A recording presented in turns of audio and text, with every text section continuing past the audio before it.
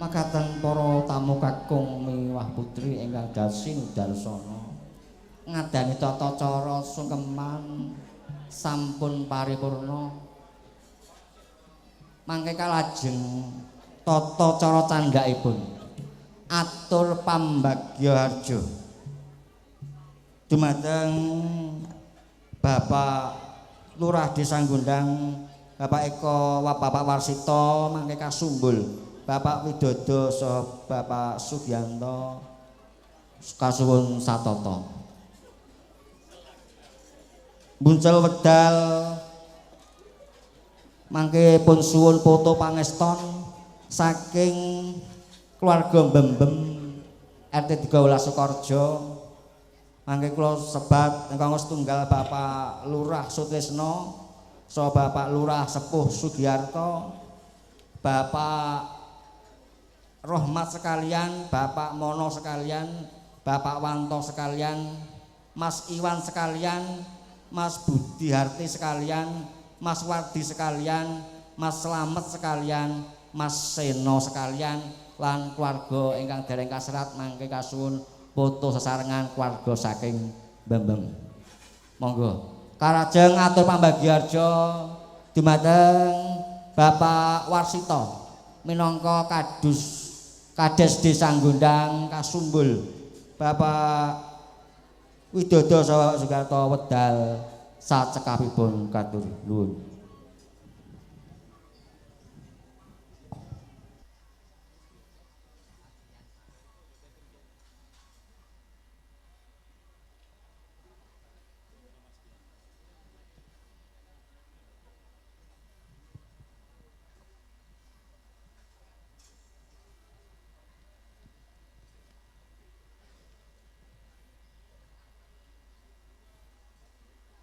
Assalamualaikum warahmatullahi wabarakatuh. Waalaikumsalam warahmatullahi wabarakatuh.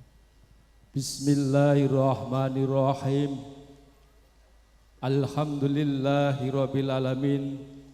Wassalatu wassalamu asrofil anbiya'i wa mursalin wa ala alihi wa sahbihi ajma'in amma ba'd. Nuwun kala nuwun keparenga saha kalenana wonten mriki kula semelatur wonten ngarsa panjenengan sami inggih awit awrat mudi dawuh saking panjenenganipun Bapak Parno Dalasan Ibu Tini Karti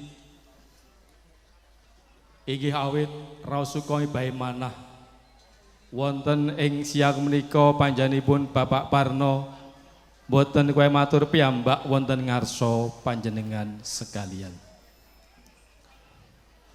Panjenenganipun para pepunden, para sesepuh, para pinisepuh ingkang dahat pinundi saha kinabekten, para priyagung, para pangemban, pambating praja sataning nagari ingkang luhur budi, para tamu kakung Sumaona Putri ingkang sinudarsana, para kadang werda tumaruna wonten ing dukuh Mbaben Ngepringan Aremba ingkang bagya mulya, lan ugi katalumpen dumateng keluarga ageng panjenenganipun Bapak Sukoyo Dalasan rombongan ingkang kula hormati, lan ugi panjenenganipun Bapak Kades Sepuh Bapak Sugiyarto ingkang kula hormati ugi.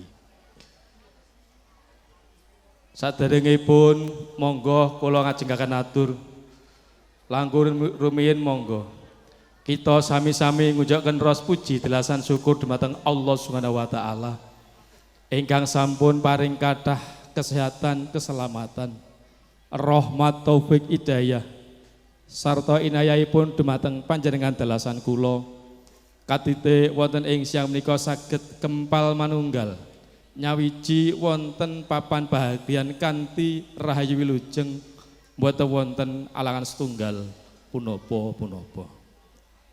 Sholawat sarta salam mugi tansah kita aturaken wonten junjungan kita Nabi Agung Nabi besar Muhammad sallallahu alaihi wasallam lan benjang tansah kita tenggo-tenggo safatipun utawi pitunggalipun wonten ing yaumul qiyamah. Para tamu kakung Sumana Putri ingkang kula hormati, ingkang kasepisan panjenenganipun Bapak Parno Ibu Tini Karti ngaturaken wilujeng rawuh saha ngaturaken gunging panuwun ingkang tanpa pepindhan dumateng panjenengan sami ingkang sampun kersa nglunggaraken wedal saha penggalihipun nggih saperlu nuhuni undanganipun saking panjenenganipun Bapak Parno keluarga dipun sekecakno lelenggahan kanthi mardika-mardikaning penggalih. Para tamu kakung Sumana Putri ingkang kula hormati, pawiwahan wonten ing siang punika sampun kaleksanan ambuk bilih. Boten wonten awanipun wonten ing siang punika kula kinen ngambali atur punapa ingkang dados wigatos sing gati panjenenganipun Bapak Parno Ibu Tini wonten ing siang menika ambuk bilih panjenengan sedaya sampun ngawuningani lewat Kintokawara Ijeman utawi duta sarya ingkang sampun katur wonten ing ngarsa panjenengan sekalian.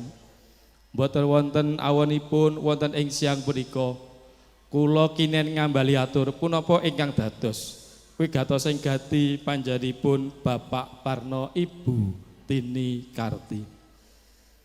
Panjenenganipun Bapak Parno Ibu Tini Karti wonten ing siang menika ngentas pitulus amiwa siwi putra kakungipun inggih punika anak emas Naryaka ingkang sampun jinatuh krama kalian Dinda Ayu Pangestu. Putra putrinipun panjenenganipun Bapak Sukaya Ibu Rini ingkang pidalem saking Dukuh Mbembem RT 13 Desa Sukorejo Kecamatan Sambirejo wewengkon Kabupaten Sragen Asri. Para tamu kakung Sumana Putri ingkang kula hormati, mbok bilih temanten kekalih sampun nindakaken ijab saha kubulipun miturut sataing agami saha nagari. Duk rikala dinten Rabu Surya kaping 29 Oktober 2021 wonten ing Dukuh Mbembem Sukorejo Sambirejo Sragen. Serupanyunipun saking keluarga ageng Bapak Parno dumateng ngarsa panjenengan sekalian.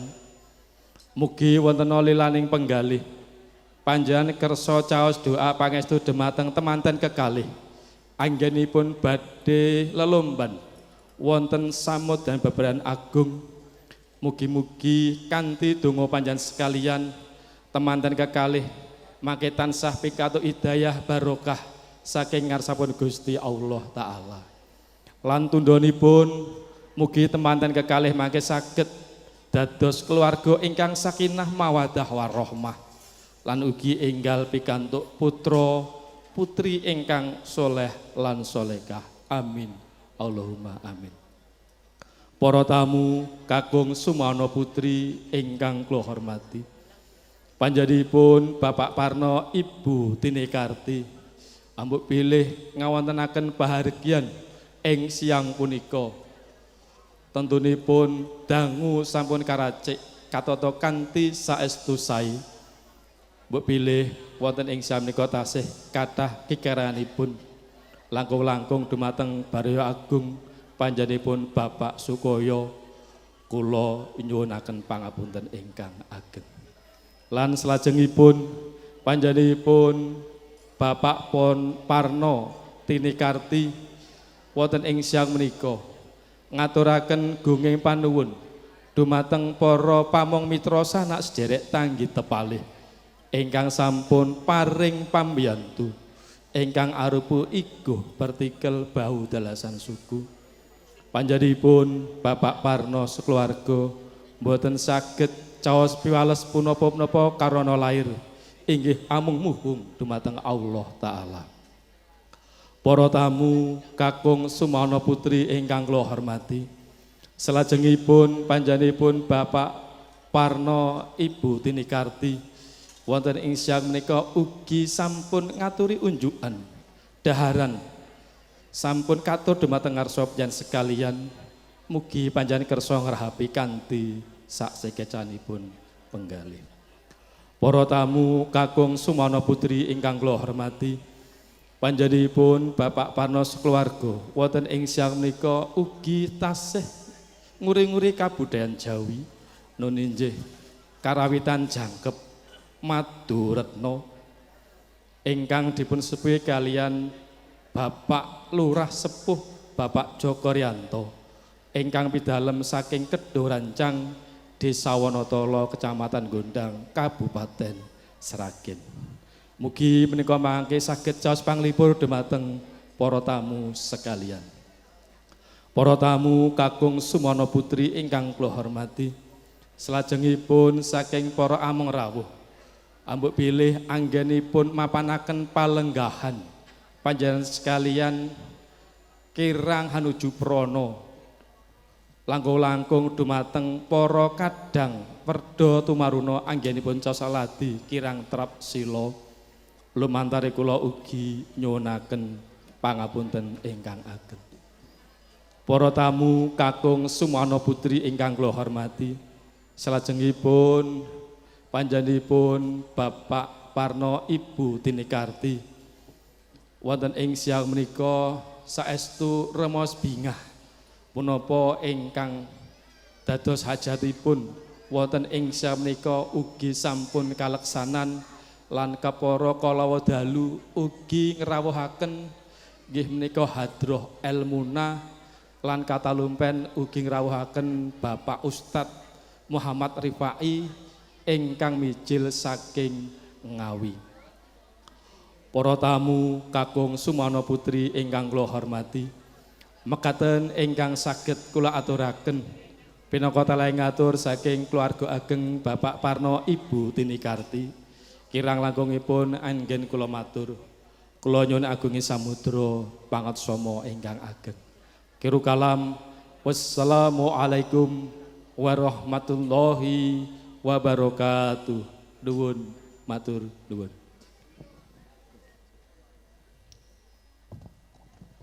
Matur nuwun Bapak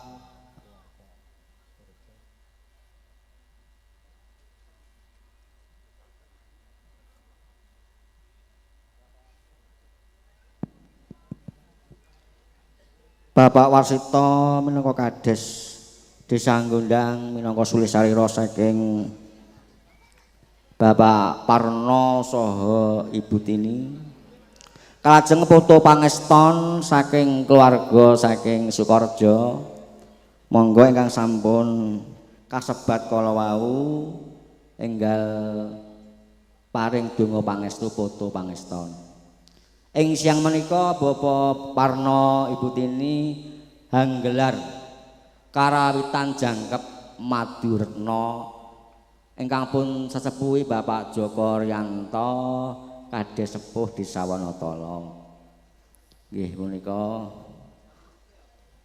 monggo kula sumanggaken kalih nggo foto pangeston saking keluarga Mbembem RT 13. Sumangga. Menawi kepareng Bapak Lurah saking Sukorejo kula suwun sesekaran kagem regengaken ing wanci menika. Monggo sing keluarga Mbembem kula sumanggaaken.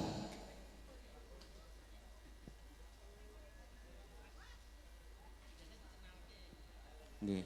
Lah menika wonten widowati kalih. Nggih, punika gawan kotak. Lah monggo dipun tepangaken. Jarine mboten tepang mboten sayang ngoten nika nggih. Menawi panggih wonten pundi, monggo pun tepangaken, Mbak.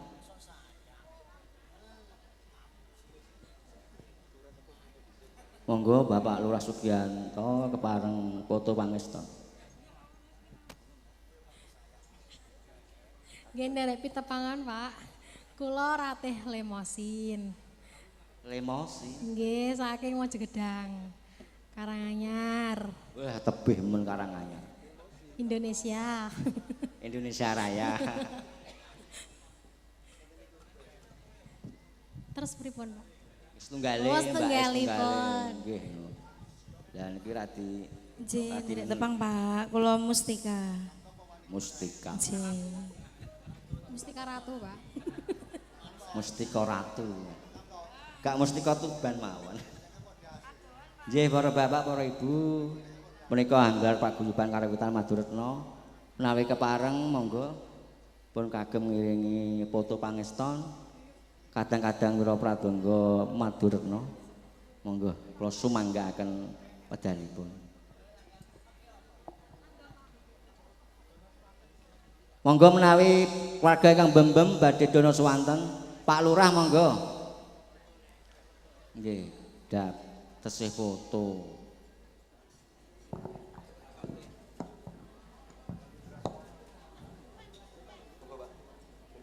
Nggih.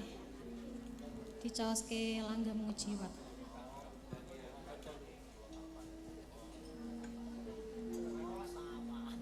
Doni Mas Mustika. Monggo keluarga saking bembem ingkang kepareng foto pangeston kula sumanggaaken. Ning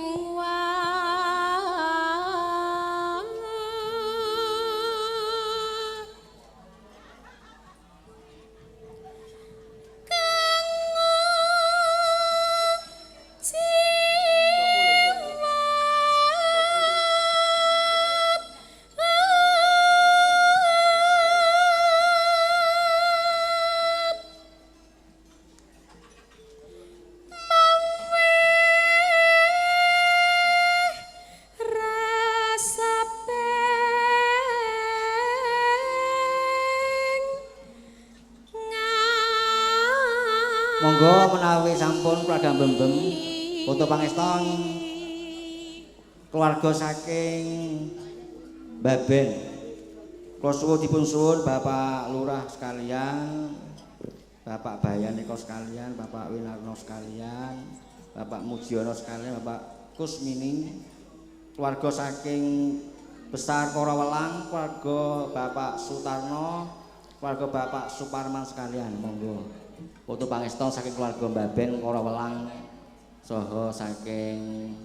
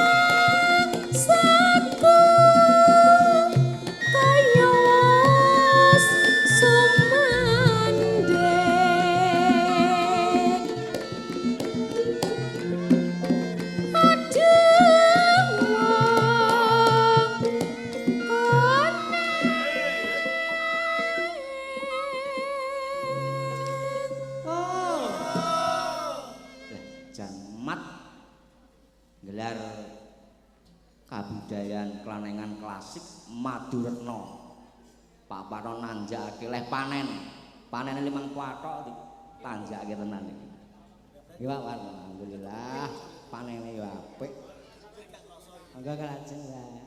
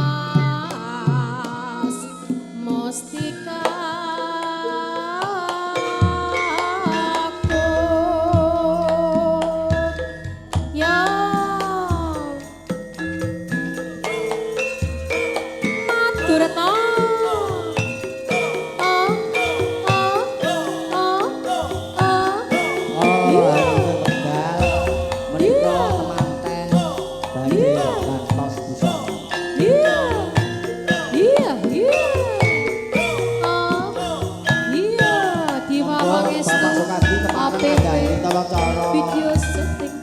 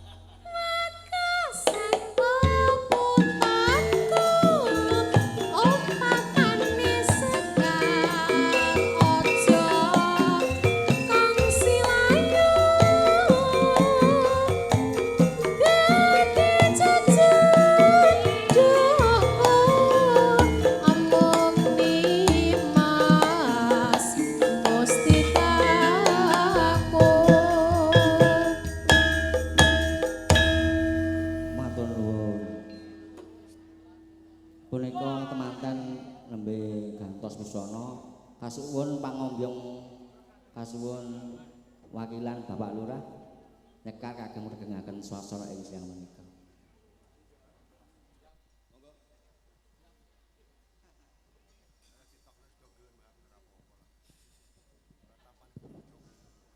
Inggih, matur nuwun wekdal ingkang kaparingaken dhateng kawula. Sesarengan Maduretna ingkang dipun pangersani biaripun Bapak Joko Riyanto. Mriko nggih mantan, Joko Riyanto nggih mantan. Inggih, langkung rumiyin kawula nderek memuji dumateng Gusti ingkang Maha Kawasa, ambok bilih anggennya ame moho suto margyo siwi putra dalasan putripun Bapak Parno dalasan ibu sampun kalampahan ing mriki kula nderek bingah mugi-mugi temanten sarimbit dadosa temanten ingkang sakinah mawaddah warahmah Allahumma amin. Nggih menika kula amakili biarpun den kula Bapak Sugiharto kinen ngaturaken setunggal napa kalih lelagon ngaten nggih sesarengan Maduretna sinengkuyung apa nggih Mas Afifi video syuting ugi son gantem marem mereke ning ndi ya Dipa Pangestu ugi kawan kotak kula wau nek limosin apa ta kala wau turune gawan kotak limosin ngeten napa kula oh nggih nika gawan kotak niki rayine Mbok Dedumbi nate kepanggih wonten ken kula mriku nggih Mas kula leres rayinipun Mbok Dedumbi ngaten oh nggih gandeng anak kula Adinda Ayu Pangestu menika bocah gunung pramila menika caping gunung dados mangke mboten sah suwuk lajeng mawon anake sapa pokoke borongan ora apa-apa mumpung ketemu Maduretna ngaten caping guning sumangga oke.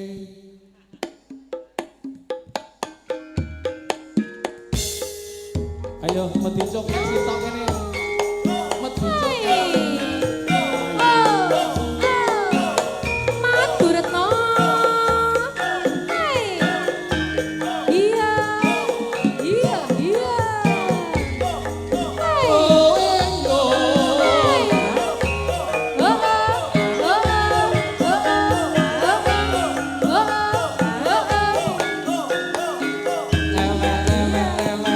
Rewer-rewer ambyar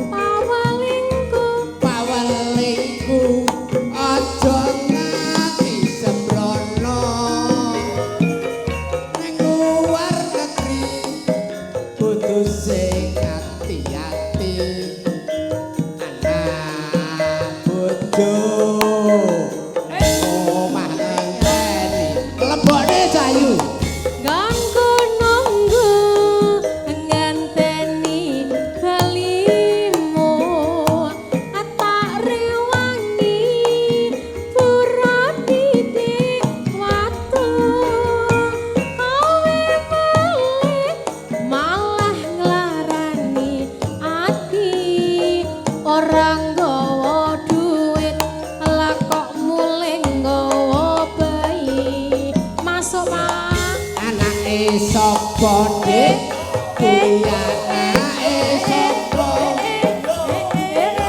aku isih bisa wang tangga emoh nyawang aku wis emoh nampa ra kelingan jamane semono yo Oma gede iki wis arep rukun biyen aku rateske Allah nyawang anak saya gede ra gede kowe mulih lunga bayi oleh-oleh cia cia matur suwun oh nggih matur nuwun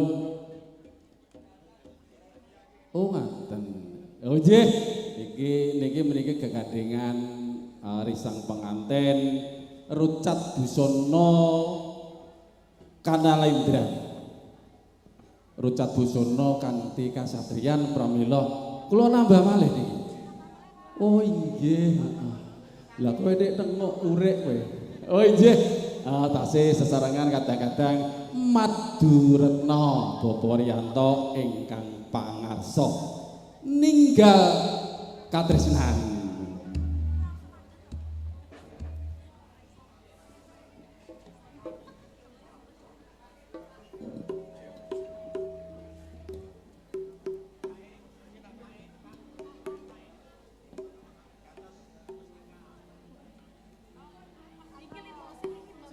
oh inggih kula nderek ingkang lingosen napa Mbak Mustika kula nderek nggih sami mawon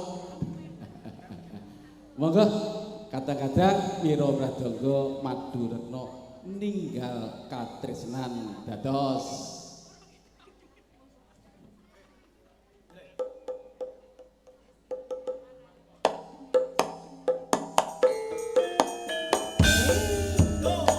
ya Maduretna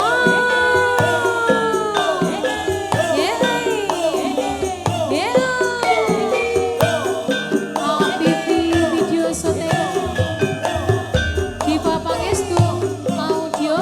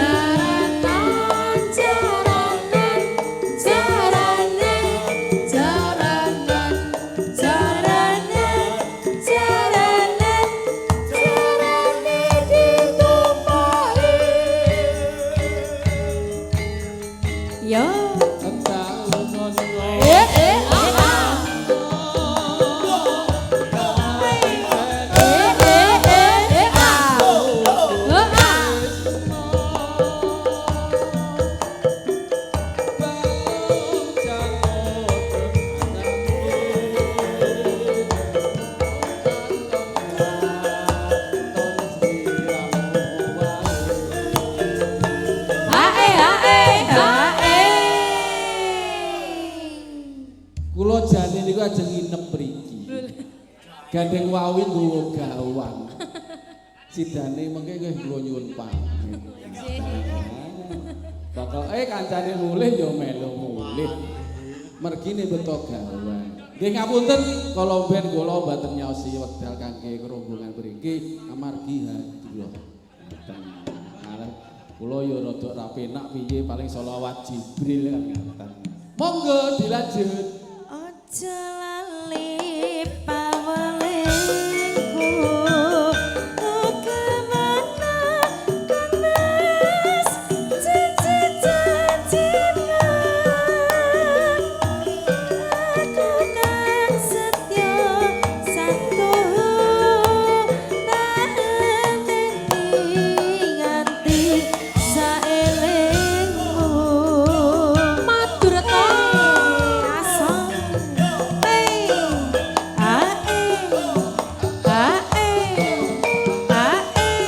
Nggih Bapak Restu, audio sosis Apif video syuting.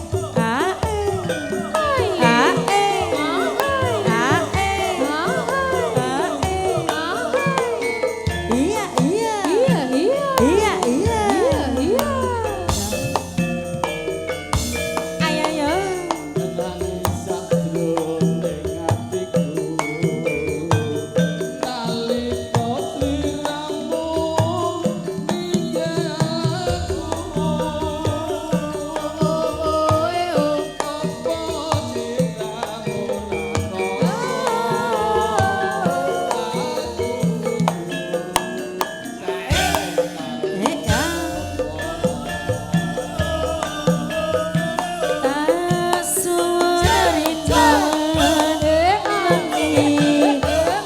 apa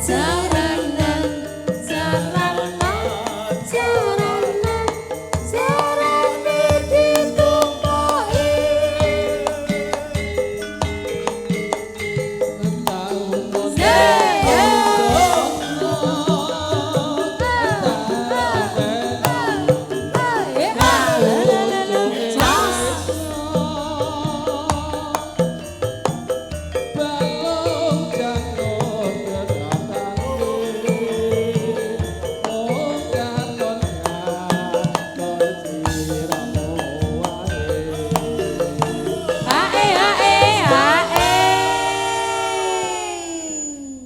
Bala, engko rasah mulih ya. Kowe ning kene wae.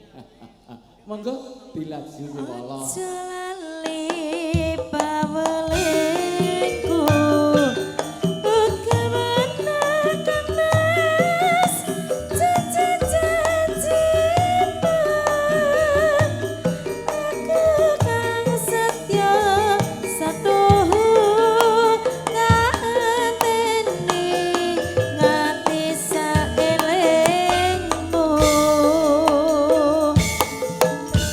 Matur guning panuwun para wira-wira pradonga Maduratna katalepan nyuwun pangapunten wekdal katuraken MC-nipun sampun rawuh ngaten. Mboten nyawer, Pak. Nggih pangapunten kanthi mrika dereng purna anggenipun rasuk busana. Monggo Pak kula suwun Pak MC. Nggih. Matur kagem manten bidan. Untuk jaripun para tamu kakung dosen putri ingkang tansah kinurmatan. Pangapunten jaripun kula niku jomipun teng tebih jane. Ning gandeng niki kene Pak Mono niki keluarga Pak Sudimin Gepeng paribasan nggih kula buat-buat teng mriki. Nggih nderek mangke bagya badhe anggen pangamukati mangke para pamadya besanipun mangke kambijengan boten wonten alangan bita punapa-punapa. Bapak ing kala wau saking panjenengan rombongan pisang pirang kalih sampun ngaturaken suka panglipur lumantar kula sak kadang paguyuban koplo Jawa Maduretna. Los kerawitan los niki Pak D. Dasare sone ya son uga bayaran niki gone dulur dhewe Lah nyetel sing diantre wi. Aku tak urus ae diloske pokoke. Suara nang kono bening. Nah, aku mau ning jaba ki aku ngrungokne sing bawa mujiwat mau sapa terus aku mak brebet melayu ngono ae. Dek, heeh, ki sapa suarane apik men aku ngono. Mesti apa kowe? Wala aku langsung melayu mak brebet nganti mengge-mengge aku teko kene. Jebul seneng kene iki rate karo Mustika jebule. Nggih, matur kenging panjenengan pinten konco pacaripun para tamu putri ingkang satu pagyalan mulya. Babilih kula ingkang keparmiji ing mangke purnanipun pahargyan dawuhipun disampaikan kekalih purna mangke kepareng ingkang nglajengaken atur saka panglipur kula Pak Edanang MC Pusat nuwun sewu MC Pusat nggih pusat niku pun pusat masalah rekene ngoten nggih. Dadi nek nggur masalah tok utange akeh marai. Dekengane BKK. Dadi nek MC Pusat niku biasane nggih ngoten niku ribet bae nggih. Niku Pak protokol mobilih menika dereng purna. Dereng nggih. Mobilih saking keluarga tasih kepareng ngaturaken saka panglipur kok semanggaaken. Saking rombongan sang pinanganten putri nggih. Monggo. Saking pundi niki? Oh saking Bambang Sukarjo mobilih tasih wonten sedaya wonten seragen kan Sukarjo mboten napa-napa. Sami mawon. Niki mumpung disoting lho. Pak D, Pak D. Niku Maduretno niku kanten iki. Wes tuh, lan jenengan mengke angger nyanyi kalih Maduretno wae lah kesengsem mengke jenengan nimbali Maduretno. Lho, nyawang yogane demes-demes jek bocah-bocah kabeh ora do ngerti duit niku. Gede. Sing ngerti duit coba ngendange tok. Nyuwun pangapunten, aku krungu gamelan Maduretno iki nyet moh mulih ya, Pak. Nggih, niki matur suwun paringi wedal melih kedah-kedah ini lho makili pangombyong temanten sak rombongan. Yo Mas digarap bubuk asmara ae. Los, ya elok pokoke.